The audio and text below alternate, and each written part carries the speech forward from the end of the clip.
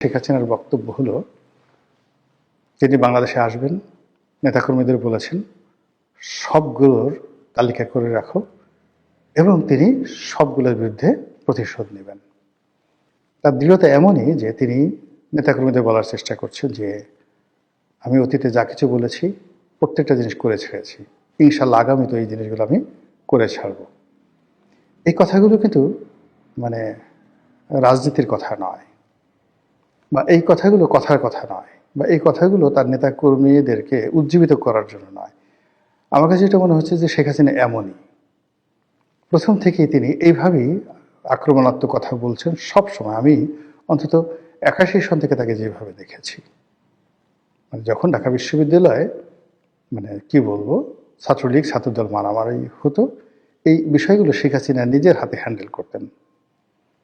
কার arms দরকার, কার ammunition দরকার, কার গুলি দরকার, কার বোমা দরকার, কে কটা মারবে, কে কোন জায়গায় কি করবে, এই পুরো জিনিসগুলো তিনি নিজের হাতে তদারক করতেন।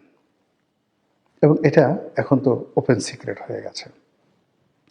তো সেই জায়গা থেকে তার কোনো বিচ্যুতি হয়নি, তিনি আগের মতোই এরকম কাজগুলো করে যাচ্ছেন। ফলে যতদিন তিনি সুস্থ আছেন, সবল আছেন, এই রাজনীতির ময়দানগুলো সংঘাতপূর্ণ হবে, প্রতিহিংসা আরও বাড়বে এবং কোনো অবস্থাতেই শেখ হাসিনার যারা প্রতিপক্ষ তারা উনি যতদিন আছেন সুস্থ থাকতে পারবেন না। এমনকি আওয়ামী লীগের যে সমস্ত লোকজন রয়েছেন তারাও সুস্থ এবং সুস্থির থাকতে পারবেন না। এ কারণ হলো যে এটা আমি এখন কীভাবে বলবো, ধরুন আওয়ামী লীগের লোকজন শান্তিপূর্ণভাবে একটা মিছিল করলো, তো তারা জানে মিছিল হচ্ছে, শেখ হাসিনা দিল্লি থেকে গোপনে তার 2 জন কর্মীকে বলল মারো বোমা, বোমা মারলো, একটা দুর্ঘটনা ঘটে গেল, মামলা হলো এবং সেই মামলায় ওই আওয়ামী লীগের যারা লোকজন আছে তারা পাইকারি হারে সবাই পড়ে গেল। এবং এই ঘটনা বিএনপির ক্ষেত্রে হয়েছে, হয়তো স্যাবোটাজ করা হয়েছে বা বিএনপি কোনো নেতা করেছেন, কিন্তু মির্জা ফখরুল শুধু একটার পর একটা আসামি হতেই আছেন।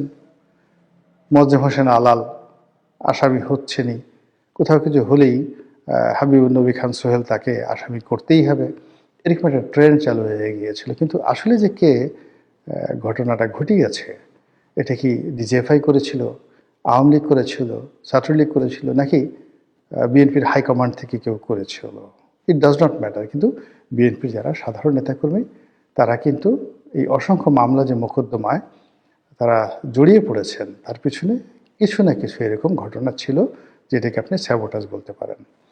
তো বিএনপির মধ্যে যদি কেউ থাকে বা বিএনপির বিরুদ্ধে কেউ থাকে, বাইরে কেউ থাকে, সেটা ভিন্ন প্রসঙ্গ। আওয়ামী লীগ এই সমস্ত কাজকর্ম করে অনেকটা ডিক্লেয়ার দিয়ে, এবং শেখ হাসিনা নিজে।